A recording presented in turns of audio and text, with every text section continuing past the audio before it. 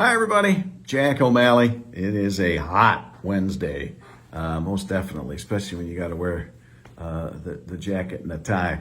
Hey, I just want to touch base with you on some things, and I've had some thoughts too as we move through this. When I started this over a year ago, it was every night, 7 days a week.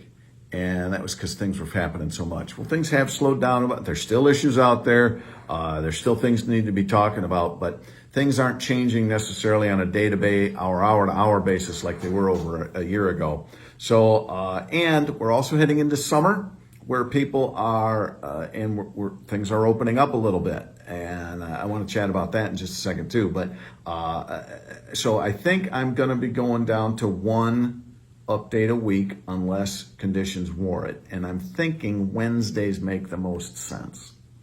So I think I'll probably do a Friday one too this week, Wednesday and Friday this week, but then just go to Wednesdays starting next week.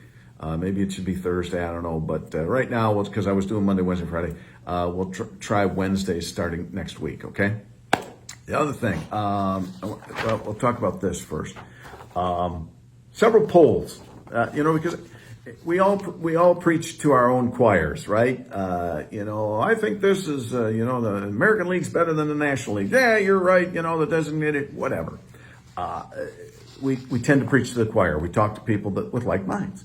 So it's good to hear how other people think and what they like. Now, I know polling isn't perfect, but it does give us a snapshot. So a couple of polls here that I think you'll find interesting. They were asked by, I think it was, the Detroit Regional Chamber of Commerce did a statewide poll. So not just Detroiters, they went across the state.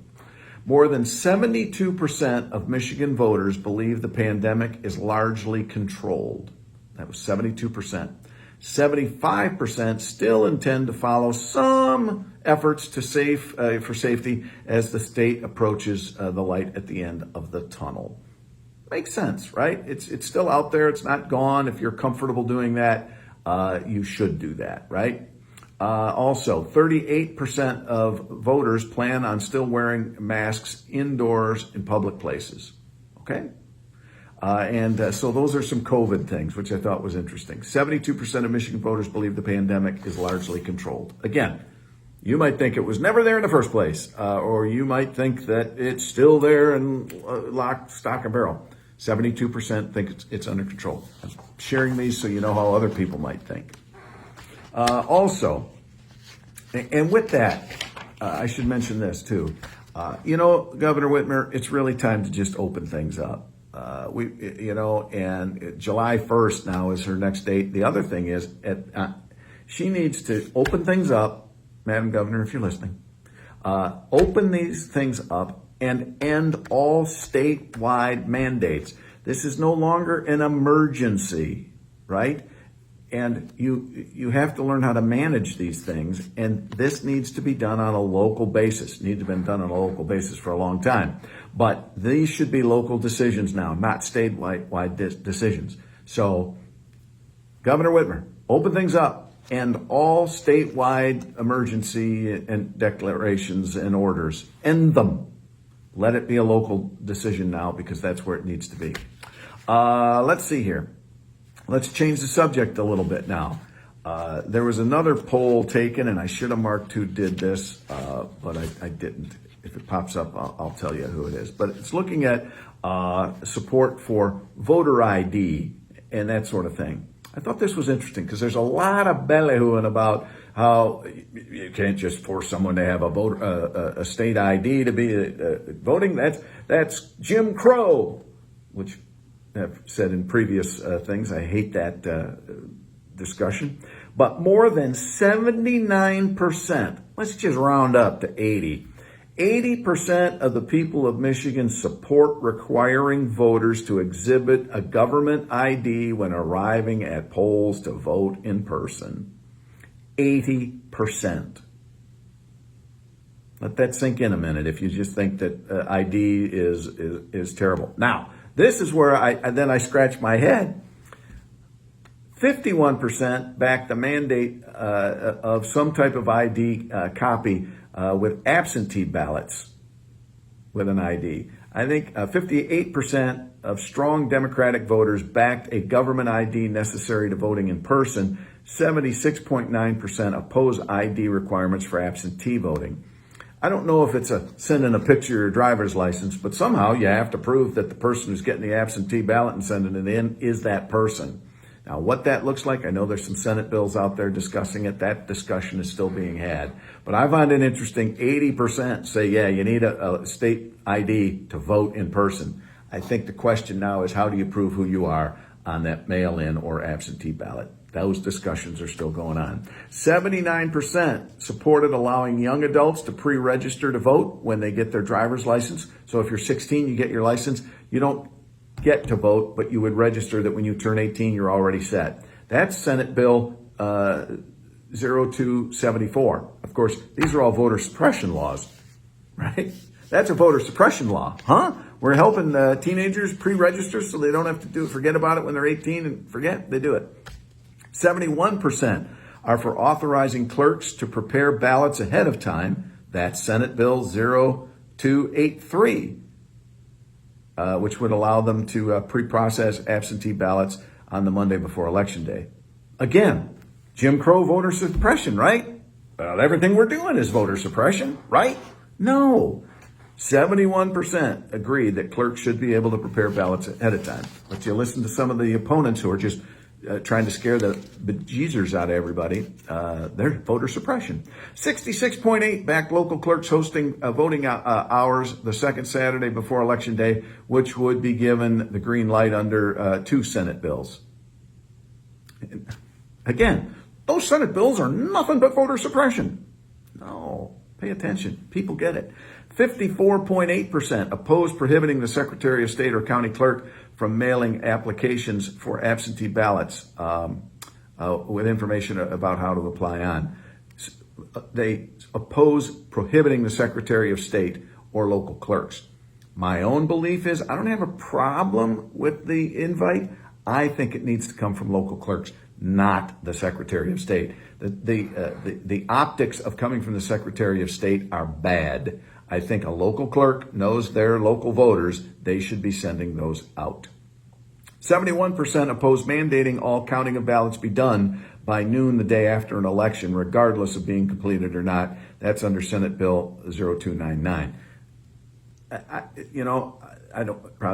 wouldn't agree with that either. You got to get them done as fast as you can. But depending on the ballot turnout, you might not have enough manpower, et cetera, et cetera. So that one's a little iffy. But I just thought those were some interesting, what do other people think? And, when everything's being touted as voter suppression, remember, if you have no rules about your voting, less people will vote because they don't feel it's secure. And you need to have safe, reliable voting. Then people will turn out to vote because they know the restrictions are in place.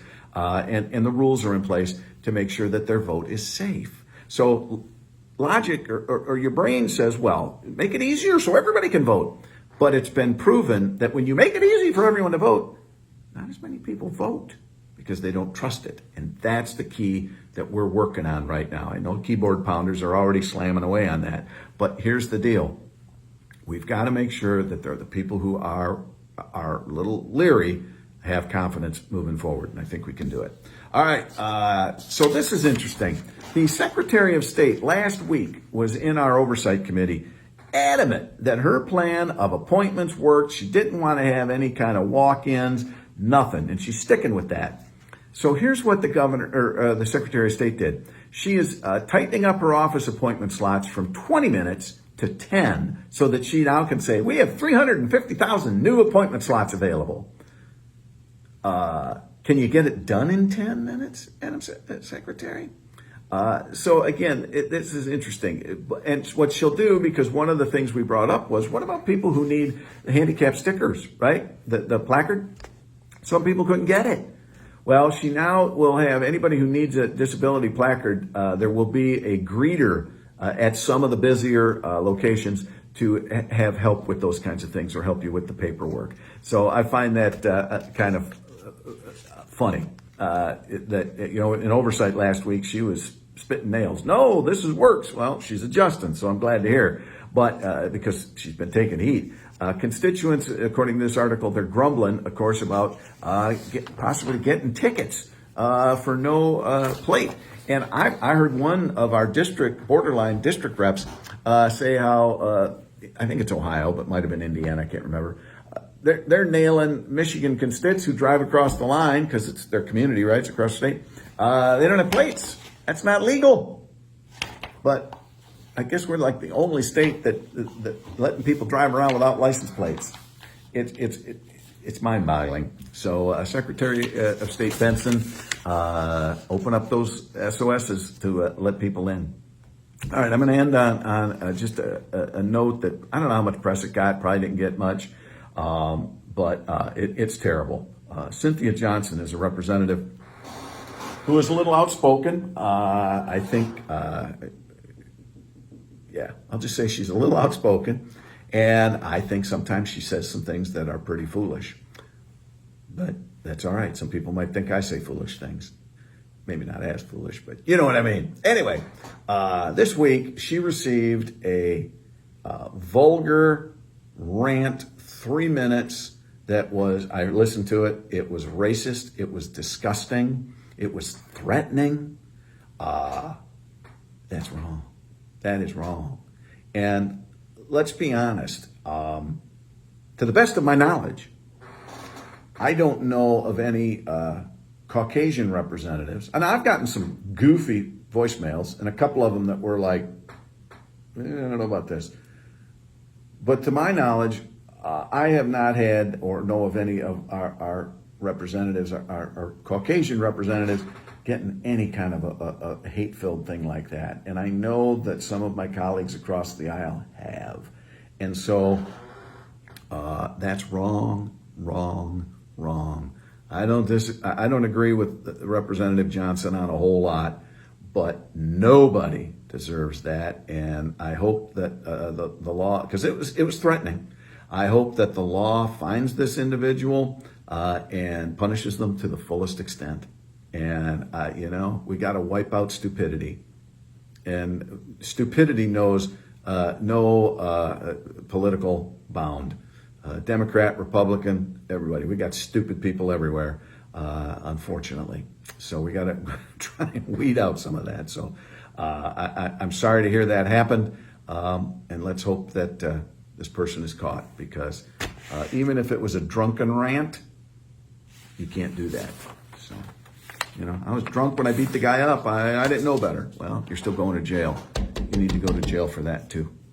All right, I'm out of here. A lot covered. I'll touch base. Might be brief on Friday, but then right now the plan is to go to 1 day a week here through summer on Wednesdays. All right, so that's the plan right now. It might get adjusted, but I just wanted to give you a heads up. All right, for tonight, good night.